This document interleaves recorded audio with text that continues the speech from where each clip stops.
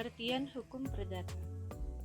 Hukum diartikan sebagai seperangkat kaidah, sementara perdata adalah pengaturan hak, harta benda, dan kaitannya antara individu maupun badan hukum atas dasar logika.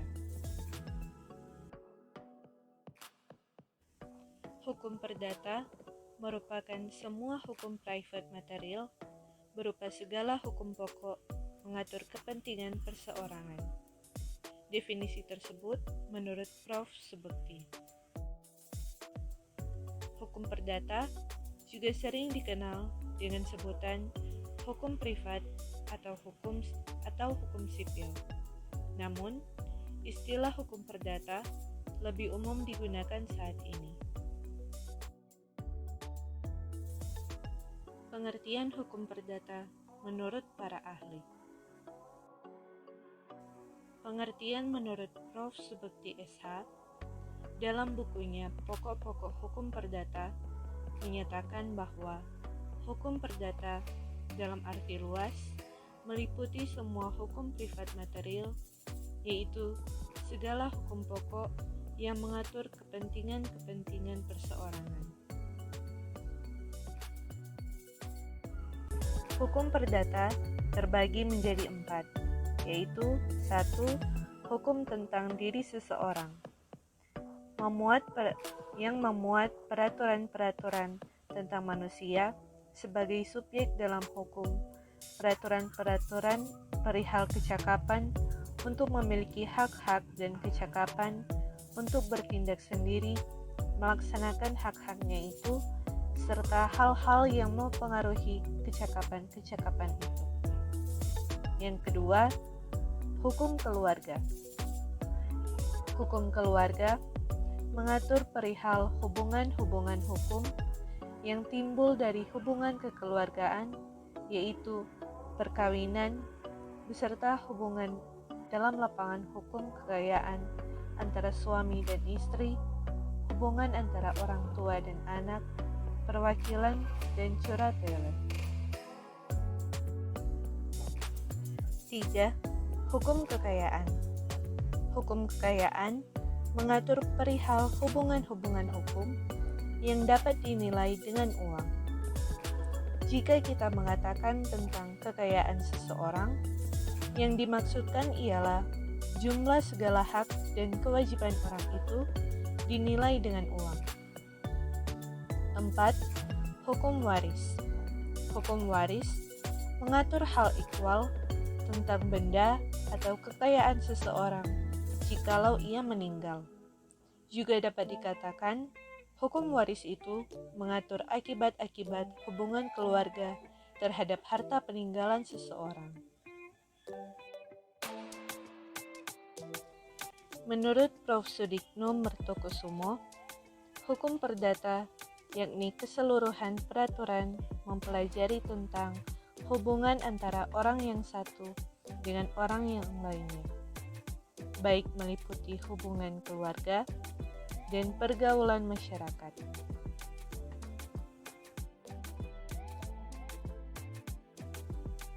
Menurut Sri Sudewi Mas Joen Sofwan, hukum perdata diartikan sebagai hukum yang mengatur kepentingan warga negara, perseorangan yang satu, dan perseorangan lainnya.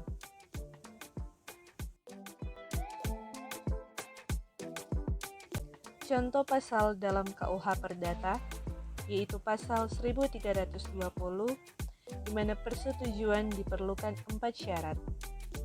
Sepakat mereka yang mengikatkan diri, kecakapan dalam membuat ikatan, suatu hal tertentu dengan sebab yang halal.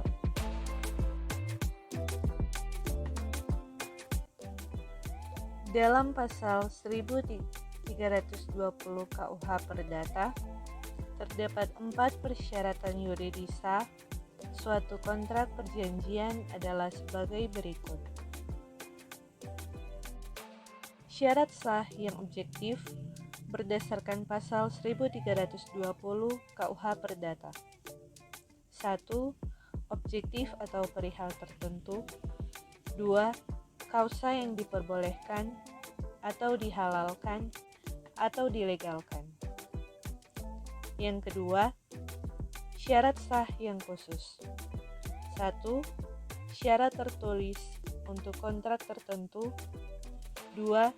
Syarat akta notaris untuk kontrak tertentu. 3. Syarat akta pejabat selain notaris untuk kontrak tertentu. 4. Syarat izin dari pejabat yang berwenang untuk kontrak tertentu. Yang ketiga, syarat sah yang umum di luar pasal 1320 KUH Perdata. 1. Kontrak harus dilakukan dengan itikat baik. 2. Kontrak tidak boleh bertentangan dengan kebiasaan yang berlaku. 3. Kontrak harus dilakukan berdasarkan asas kepatutan. 4. Kontrak tidak boleh melanggar kepentingan umum. Yang keempat, syarat sah yang subjektif berdasarkan pasal 1320 KUH Perdata. 1. Adanya kesepakatan dan kehendak. 2. Wewenang berbuat.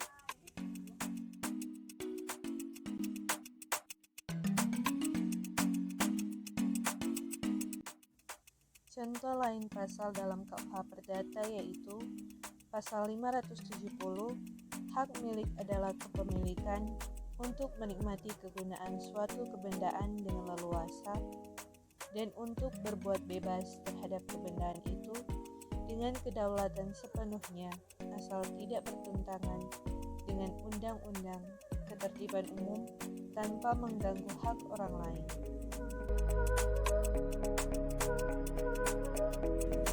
Pasal 1267 KUH Perdata, pihak yang terhadapnya perikatan tidak dipenuhi dapat memilih memaksa pihak yang lain untuk memenuhi persetujuan jika hal itu masih dapat dilakukan atau menuntut pembatalan persetujuan dengan penggantian biaya, kerugian, dan bunga.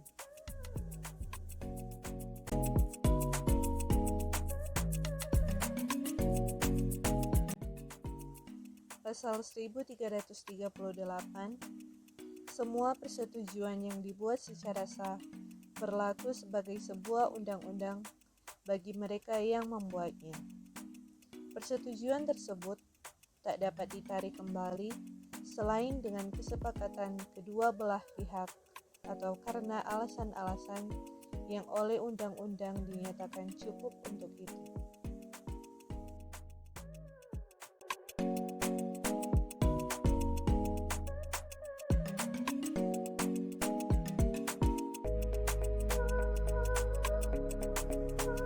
Contoh hukum perdata yaitu hukum pencemaran nama baik. Kasus yang menyangkut identitas diri seperti pencemaran nama baik akan diurus dalam hukum perdata. Hukum tersebut akan mengatur tuntutan dari pihak korban kepada pelaku yang menyalahgunakan identitasnya.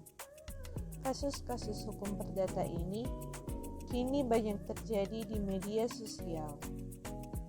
Contoh kasusnya berupa hoaks tokoh publik figur, nama baik artis, komentar negatif.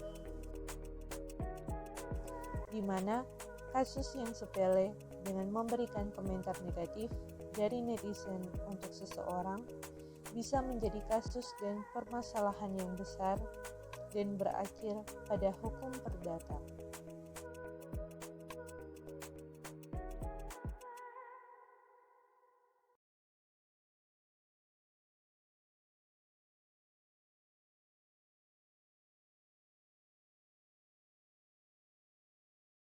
Sementara itu, pemirsa, YouTuber Atta Halilintar datangi Polres Metro Jakarta Selatan terkait kasus ancaman dan pencemaran nama baik melalui media sosial. Sementara polisi telah menangkap dan menetapkan pelaku sebagai tersangka. Iya mas? Iya mas, di luar. Ditemani sang istri dan kuasa hukumnya, YouTuber Atta Halilintar mendatangi Satreskrim Polres Metro Jakarta Selatan Jumat malam. Kedatangannya terkait kasus penghinaan serta pengancaman dirinya dan keluarga melalui media sosial. Ada yang bilang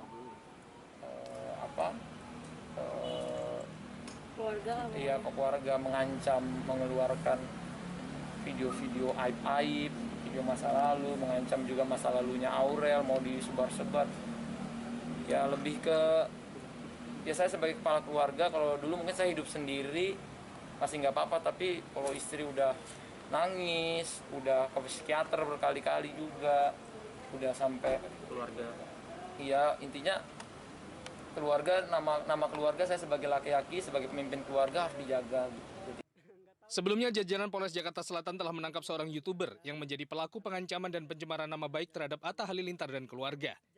Pelaku dijerat pasal 51 dan pasal 45 Undang-Undang 19 tahun 2016 tentang ITE. Kita setelah mengidentifikasi pelaku, kita melakukan upaya paksa terhadap atau melakukan penangkapan ya terhadap pelaku tersebut, dan saat ini sedang dalam proses penyidikan dan untuk tersangka sudah kita lakukan penahanan. Kasus ini berasal dari laporan Atta Halilintar yang merasa menjadi korban ancaman dan pencemaran nama baik lewat media sosial oleh akun YouTube Safas Fresh. Dalam kontennya, Safas Fresh menuding ibu Atta Halilintar memiliki hutang dalam jumlah fantastis. Tak terima, Atta pun kemudian memperkarakan kasus ini. Dari Jakarta, Den Helmi Sajangbati, iNews melaporkan.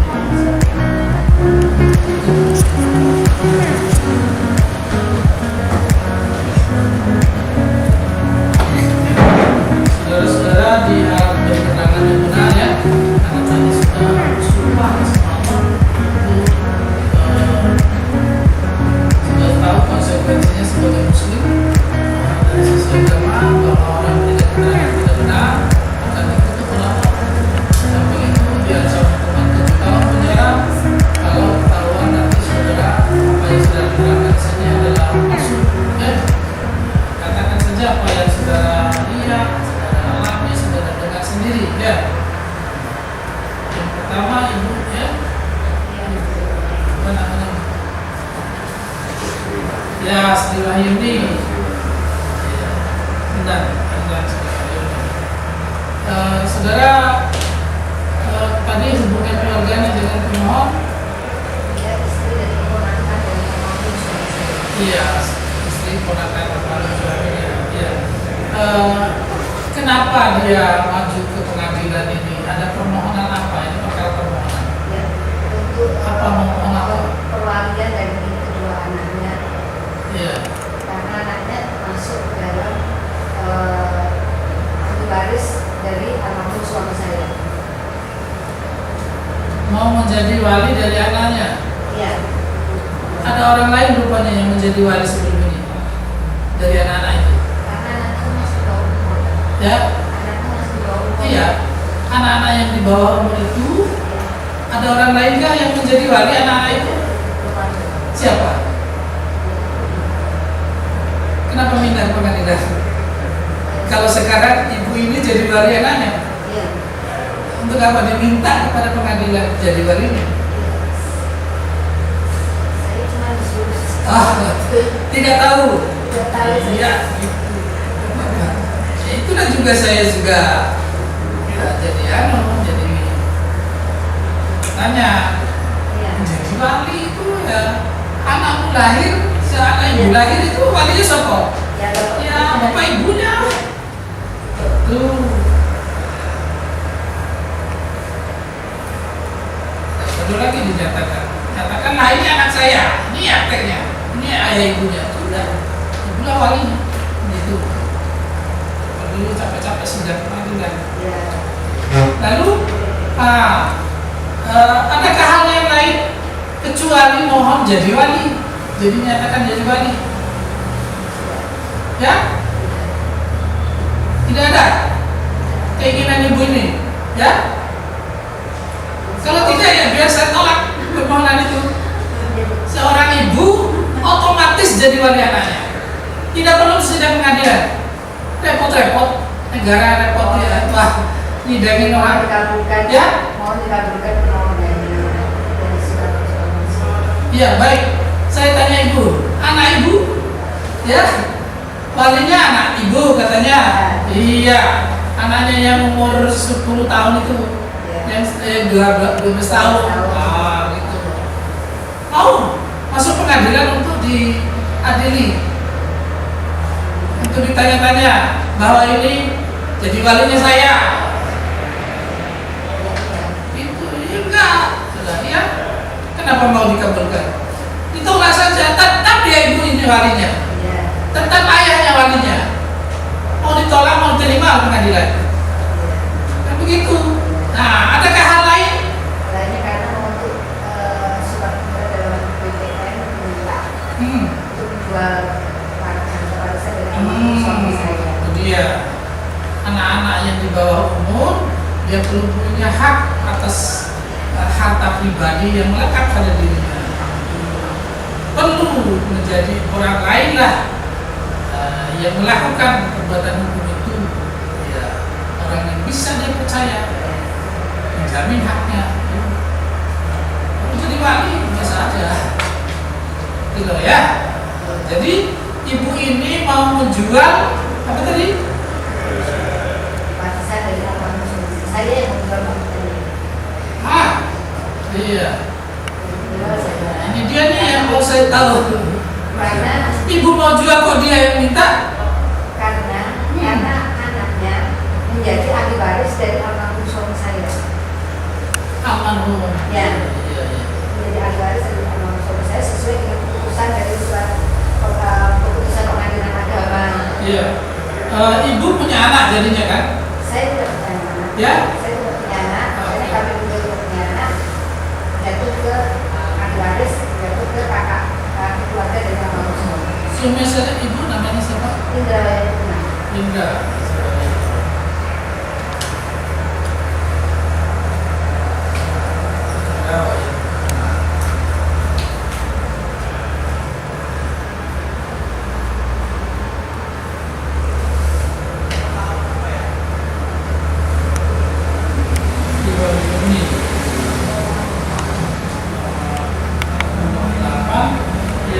Tahu ibu nama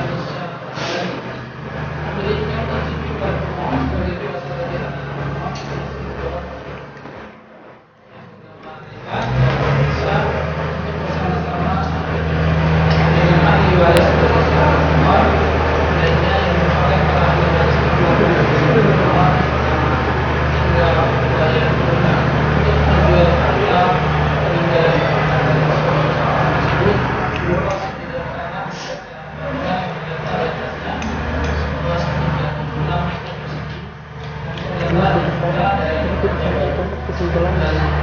sebenarnya